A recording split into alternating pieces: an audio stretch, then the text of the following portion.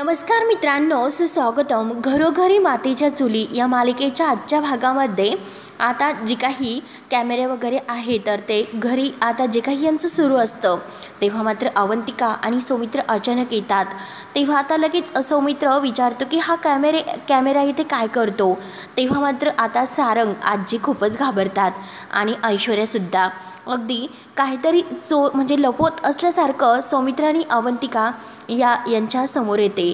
तेव्हा आता सौमित्र विचारतो की नक्की तुमचं काय सुरू आहे, काय चाललंय। अवंतिका सुद्धा विचारते। तेव्हा आता आजी ते मम करत असते, परंतु अवंतिका विचारते की नक्की तुमचं हे काय सुरू आहे। तुम्ही इतका ड्रायव्हरचा वगैरे सेटअप केलेला आहे, अगदी प्रोफेशनल कॅमेरा घेऊन तुम्ही येथे काही शूट वगैरे करतात की काय। तेव्हा आता सारंग आजी आणि ऐश्वर्या भामट्यासारखे होतात। नक्की आता कुणाला काय उत्तर द्यावं हेच काही त्यांच्या लक्षात येत नाही। त्यांच्या चेहऱ्यावरून अवंतिका आणि सौमित्र यांना संशय येतो की नक्की यांचं तर काहीतरी सुरू आहे म्हणून। सौमित्र विचारतो की घरातील सर्वजण कुठे गेलेत। तेव्हा आजी लगेच म्हणते की वर गेलेत। आता वर गेलेत असं म्हटल्यानंतर लगेच सारंग आणि ऐश्वर्या आजीकडे बघत असतात। तेव्हा सारंग लगेच आता म्हणतो की सुट्टीवर गेले असं त्यांना म्हणायचं आहे, म्हणजे आजीला असं म्हणायचं आहे। तर आजी टाळ्या वाजवत म्हणते की हो सुट्टीवर गेलेत, सुट्टीवर। तेव्हा आता अवंतिका विचारते की नक्की कोण सुट्टीवर गेले आणि हा सर्व काय गोंधळ सुरू आहे। त्यानंतर आता इकडे जानकी आणि ऋषिकेश म्हणजे शर्वरी, विक्रांत भाऊजी आणि मालतीताई यांना जो काही सांगत असतात। तेव्हा आता विक्रम म्हणतो की खरंच मला जे काही तुम्ही म्हणतात त्याचा अर्थ नाही समजला। तेव्हा आता लगेच जानकी म्हणते की मी तुम्हाला कार्तिक विषयी बोलते। तुम्ही आल्यापासून एक गोष्ट नोटीस केलेली आहे का, शर्वरी वंश आणि कार्तिक या दोघांची किती गट्टी जमलेली आहे, त्यांचं किती लवकर बॉन्डिंग झालेलं आहे। तेव्हा ऋषिकेश म्हणतो की हो ना। तर जानकी पुढे म्हणते की कार्तिकचा सुद्धा शर्वरी वंशावर खूप जीव आहे आणि शर्वरी वंशाचा सुद्धा। शर्वरी वंश जे काही प्रेमाने आणि इतक्या मायेने कार्तिकचं करतात त्यावरून समजते की त्यामध्ये किती प्रेम आहे। तर त्यामुळे मी जे काही बोलते तर तो विचार तुम्हाला कसा वाटतो। त्यावर आता मालतीताई म्हणतात की जानकी अगं तू काय बोलतेस, म्हणजे तुला असं म्हणायचं आहे की त्या कार्तिकचा सांभाळ आम्ही करायचा म्हणून। त्यावर आता ऋषिकेश म्हणतो की काकू अहो यात काय हरकत आहे, तुम्ही त्यांना चांगलं तर ओळखतातच। त्याचे आई वडील अपघातात गेले, त्यांना सुद्धा तुम्ही ओळखत होतात आणि मुळात म्हणजे कार्तिक तर खूप हुशार आहे आणि मुळशीमध्ये त्याच्या या हुशारीला खूप तर वाव मिळेलच। आणि काकू हे बघा मी तुम्हाला जे सांगतो की याच वयामध्ये जर तुम्ही त्याला सगळं काही समजून सांगितले तर पुढे मात्र खरं काय कसे सांगायचे आहे याचाच प्रश्न तुम्हाला नाही पडणार। त्यामुळे मी तुम्हाला जे सांगतो त्याचा एकदा विचार करा। आता इकडे घरी जो काही प्रकार घडत आहे त्याबद्दल आता अवंतिका म्हणते की सौमित्र यांना विचारून काही उपयोग होणार नाही। आपण आता एक काम करते, मी जानकी बहिणीलाच फोन करते आणि जानकी बहिणीला हे सांगितल्यानंतर त्यांना जो काही हा गोंधळ आहे तो कळेलच। आता जानकीचं नाव घेतल्यानंतर आजी तर खूप घाबरते आणि सारंग सुद्धा। ऐश्वर्या लगेच म्हणते की कशाला, एकतर घरामध्ये कोणी नाही, सगळेजण बाहेर गेलेत आणि आम्ही सुद्धा घरामध्ये एकटेच आहोत। आता ऐश्वर्या असं म्हटल्यानंतर सौमित्र विचारतो की आम्ही काय। तेवढ्यात लगेच सारंग म्हणून जातो की रोल। आणि आता लगेच सौमित्र आणि अवंतिका संशयाने त्यांच्याकडे बघतात। तेव्हा लगेच सारंग पुन्हा म्हणतो की रील रील। आजी सुद्धा म्हणते की हो रील, आणि सारंग म्हणतो की रील रील आजी रील रील। आणि परत तो आता सौमित्रला म्हणतो की दादा हे बघ एक रील आहे, ते खूप फेमस झालेलं आहे आणि ऐश्वर्याने ती रील मला दाखवले होते। आणि ऐश्वर्या समोर येतो, मुद्दा म्हणतो की ऐश्वर्याने ते रील मला दाखवले होते आणि बघू ऐश्वर्या तुमचा मोबाईल, जे मोबाईलवर तुम्ही रील दाखवले होते ते आजी आणि मला खूप आवडले होते। आजी म्हणते की हो ना रील एवढं मोठं होतं। तर सारंग आजीच्या हातावर मारतो आणि म्हणतो की हो एवढं मोठं रील करायचे होते। आजी म्हणते की हो तुम्ही मध्येच आलात आणि आम्ही सुद्धा मध्येच थांबलो। त्यावर आता अवंतिका म्हणते की अच्छा म्हणजे मी आल्याने तुम्हाला डिस्टर्ब वगैरे झाले का। तेव्हा आता आजी म्हणते की नाही। तर अवंतिका म्हणते की सो सॉरी, परंतु तुम्ही कुठला म्हणजे रील शूट करत होता ते दाखवा। आता दाखवा म्हटल्यानंतर आजी, सारंग आणि ऐश्वर्या अगदी धक्क्याने एकमेकांकडे बघायला सुरुवात करतात। कुठलाही रोल तर त्यांना दाखवायला नसते, परंतु आता अवंतिका बरोबर त्यांना पकडत असते। तेव्हा आता तिघे एकमेकांकडे जेव्हा बघत असतात तर सौमित्र आणि अवंतिका बरोबर त्यांच्याकडे एकटक बघत असतात। ऐश्वर्या लगेच म्हणते की अजून आम्ही सुरू तर केलेले नाही, जस्ट आम्ही प्रॅक्टिस करत होतो, शूट करणारच होतो, परंतु इतक्यात तुम्ही मध्ये येऊन टपकलात आणि त्यामुळे ते रुटीन तर आमचं थांबलंच। आणि त्यानंतर आता ज्या काही बाई बोलवलेले असतात तर त्या बाई समोरून येतच असतात।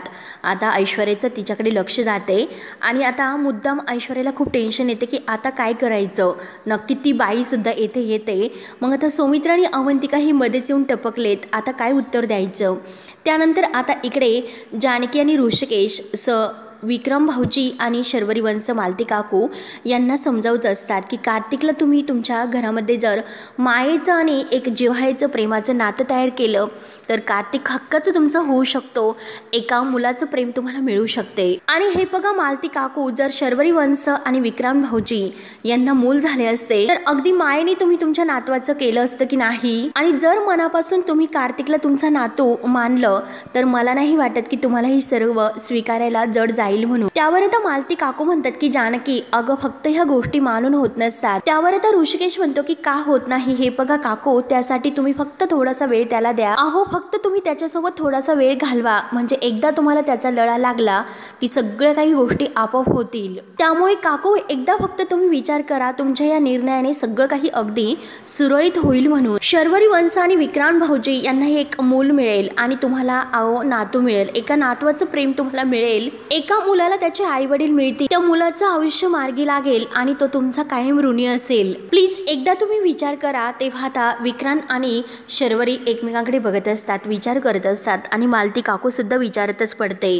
परंतु आता विचार करत असताना काही न बोलता मालती काकू अचानक आत जिंकून जातात। तेव्हा आता सर्वांना एक धक्काच बसतो।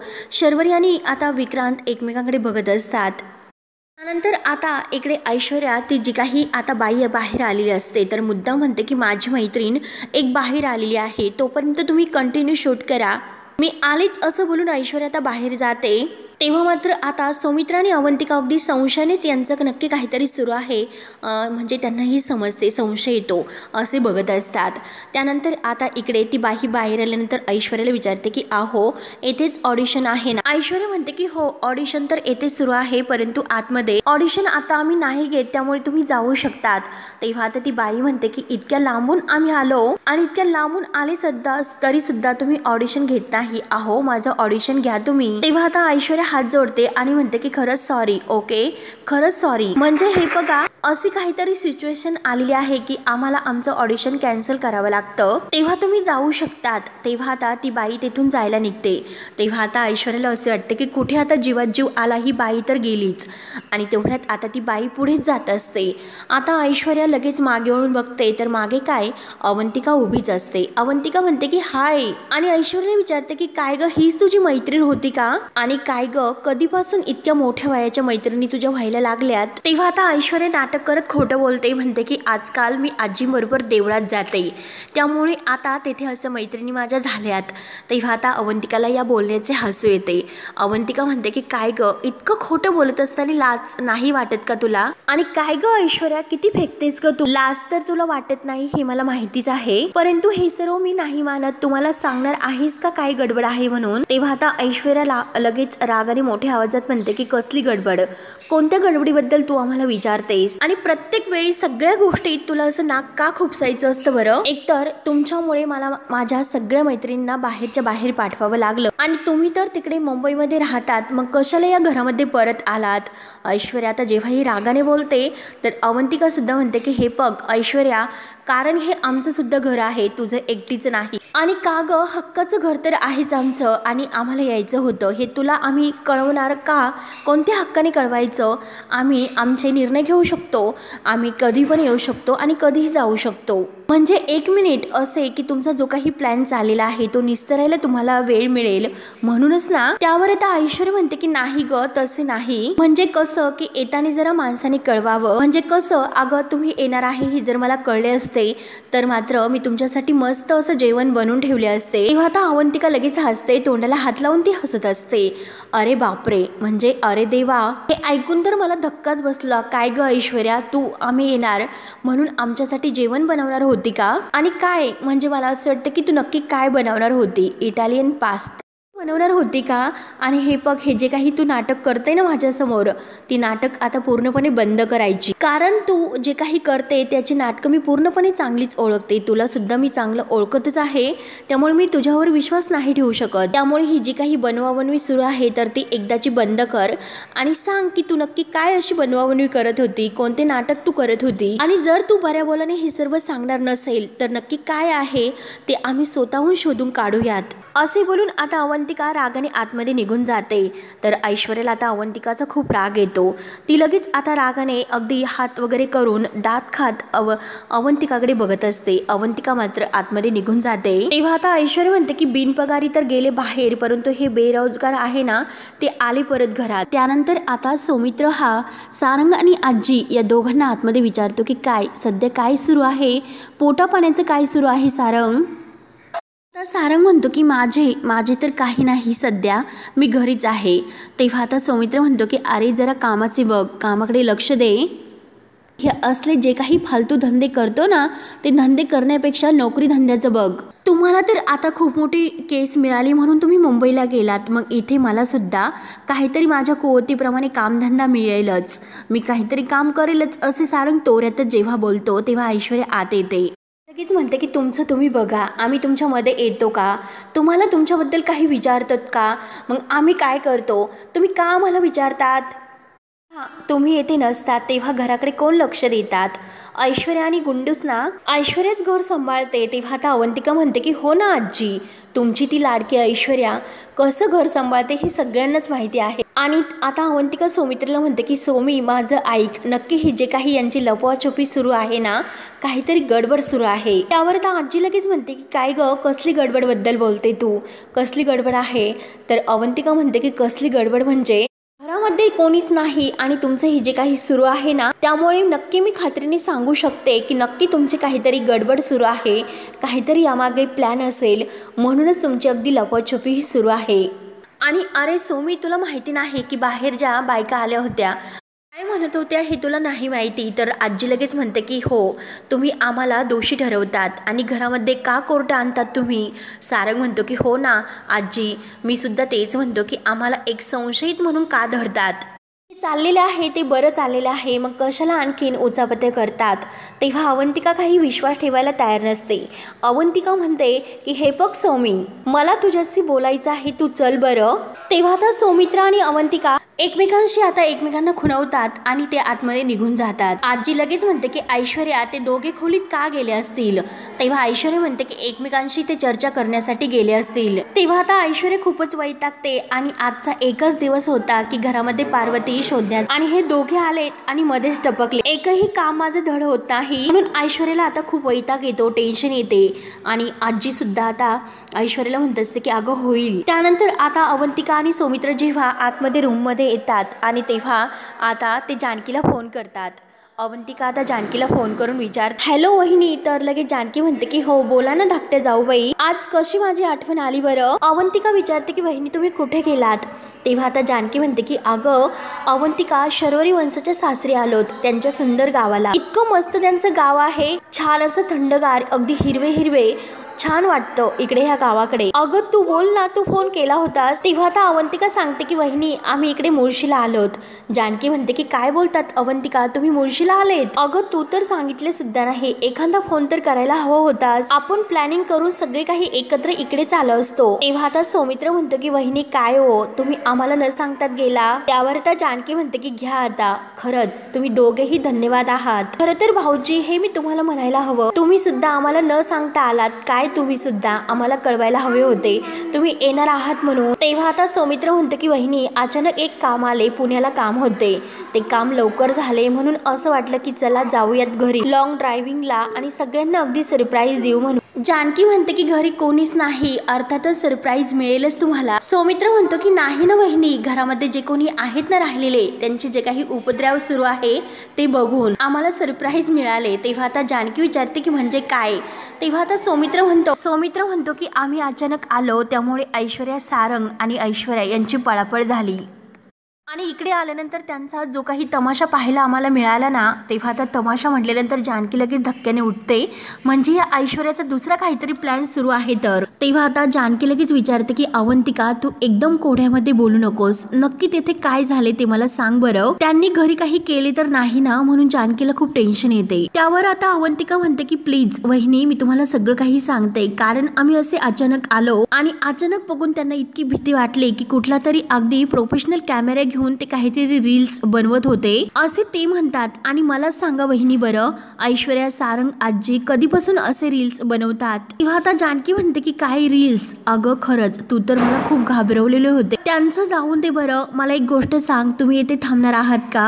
मुक्काम करणार आहात का? तेव्हा आता सौमित्र म्हणतो की नाही वहिनी, आम्ही थांबणार नाही आणि आम्ही आता निघतो. तुम्हीच येथे घरी कोणी नाही, मग थांबून तरी आम्ही काय करणार? जानकी म्हणते की हे बघा सौमित्र भाऊजी, असं का करतात बरं? पाहुण्यांसारखं काय येतात आणि का जातात? तुम्ही थांबा, आम्ही सकाळीच मुळशीमध्ये पोहोचतो. तेव्हा आता सौमित्र म्हणतो की नाही वहिनी, काम आहेत, जावं तर लागेलच आणि पुढच्या वेळेस येताना मात्र आम्ही नक्की तुम्हाला कळून येऊ. त्यावर आता जानकी म्हणते की बरं ठीक आहे, आत्ता या वेळेस मी तुमचं ऐकते, तुम्हाला जाऊन देते, परंतु परत वेळेस जेव्हा येताल तेव्हा मी तुम्हाला जाऊन नाही देणार, तुमचं नाही ऐकणार. आणि हे बघा सौमित्र भाऊजी, आहो तिथे गुलाबदादा तर आहेत ना? कारण मगाशी मी त्यांचा फोन लावत होते परंतु तो फोन लागत नव्हता. असतील तर प्लीज तुम्ही त्यांच्याकडे फोन द्या ना. तेव्हा आता सौमित्र म्हणतो की गुलाबसुद्धा येते नाही, तो तर पुण्याला गेलेला आहे रोपं आणण्यासाठी. सारंगने त्याला पुण्याला पाठवले रोपं आणण्यासाठी. तेव्हा आता जानकीला परत थोडासा संशय येतो. जानकी म्हणते की काय, पुण्याला रोपं आणण्यासाठी? तेव्हा आता सौमित्र आणि अवंतिका जे काही जानकीशी बोलत आहे तर ऐश्वर्या दरवाजाला कान देऊन हे सर्व ऐकते आणि तेव्हा तिला समजते की नक्की हे सर्व काही यांनी जानकीला सांगितले, तरी जे काही चोंबडेपणा यांना करायचा होता शेवटी त्यांनी तो केलाच. तेव्हा आता आजी ऐश्वर्याला म्हणते की जर काही कळले तर. ऐश्वर्या लगेच टुनकुनी आता घाबरून अगदी उडी मारते. तेव्हा सारंग आणि आजी सुद्धा ऐश्वर्याच्या मागे कान देऊन ऐकत असतात. तेव्हा ऐश्वर्या ते दोघांना म्हणते की तुम्ही इथे काय करतास, जा पटकन तिकडे जा.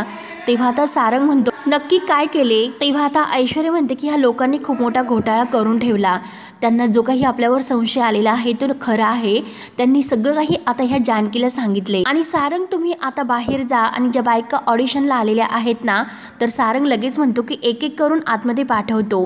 तर आता ऐश्वर्या म्हणते की नाही, ते काही करायचं नाही, मी तुम्हाला नंतर सांगते, पण जा अगोदर पटकन जा. तर आजी तोंडावर बोट ठेवते आणि ऐश्वर्याला विचारते की मी सुद्धा जाऊ का?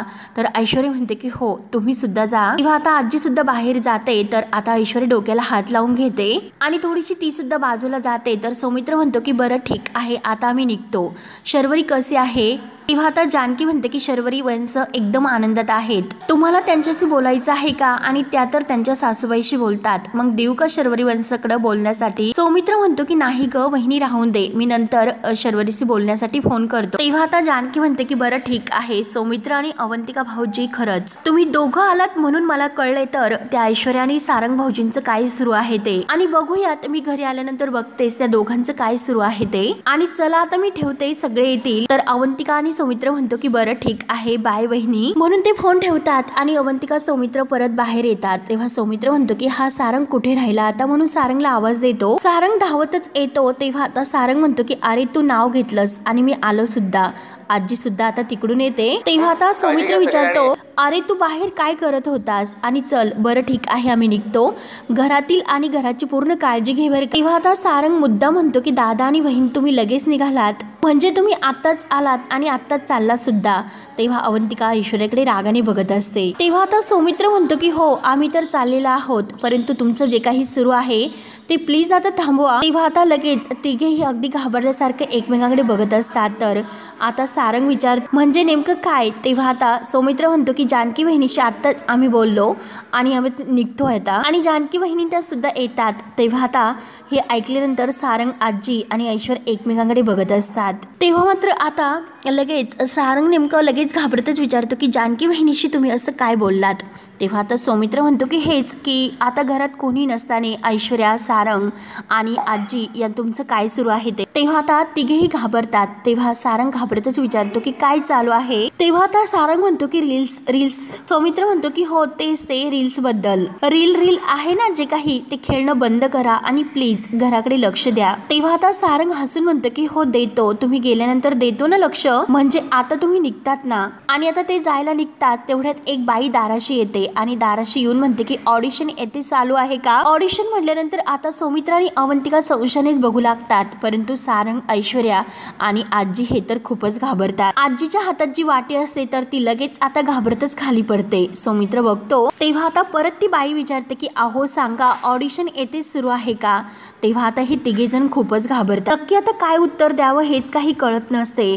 तेव्हा आता सौमित्र लगेच विचारतो की कसलं ऑडिशन। ऐश्वर्या लगेच आता पुढे येते। ऐश्वर्या म्हणते की अहो काहीतरी काय, अहो तुम्ही चुकीच्या पत्त्यावर आला, हे आमचं घर आहे, हा कुठल्याही शूटिंगचा खेळ नाही, ते शूटिंग करण्याचं हे घर नाही, त्यामुळे तुम्ही इथून निघू शकता, जा तुम्ही। तेव्हा आता ती बाई म्हणते की अहो असं कसं, मला तर येथीलच पत्ता दिला होता। तेव्हा आता पार्वतीचा हा रोल करण्यासाठी बायका दाराशी येत असतात। तेव्हा आता हीच त्यातील एक बाई असते, परंतु ऐश्वर्या बरोबर आता ही सौमित्र आणि अवंतिका समोर त्या बाईला खोटं ठरवते की हा तो पत्ता नाही, ऐश्वर्याने तर हाच पत्ता दिलेला असतो आणि तुम्हाला जो पत्ता दिला तो चुकीचा पत्ता आहे, हे आमचं घर आहे असं मुद्दाम खोटं बोलते।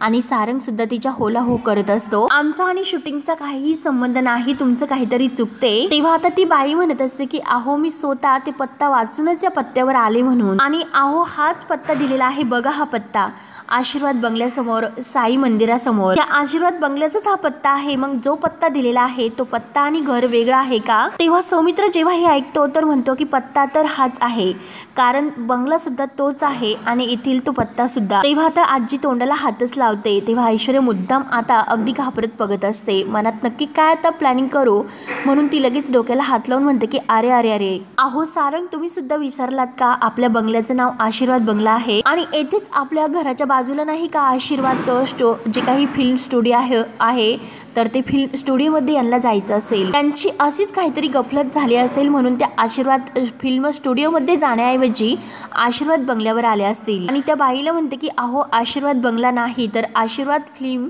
स्टुडिओमध्ये तुम्हाला जायचं आहे, इथेच बाजूला आहे, जर तुम्ही येथून सरळ गेलात तर लेफ्टला ते नक्की आशीर्वाद फिल्म स्टुडिओ आहे। आणि हे बघा, जरी मी तुम्हाला सांगितले तरी सुद्धा तुम्ही परत चुकताल, त्यामुळे आता ती सगळ्यांना म्हणते की मी यांना जरा तो पत्ता दाखवून येते आणि मुद्दाम आता ती बाईला बाहेर घेऊन जाते। तेव्हा आता आजीच्या कुठे जीवात जीव येतो। अवंतिका बरोबर सौमित्राला सगळं काही खुणावत असते। त्यानंतर आता इकडे शर्वरी, विक्रांत, मालती, जानकी हे सगळेजण एकत्र बसतात।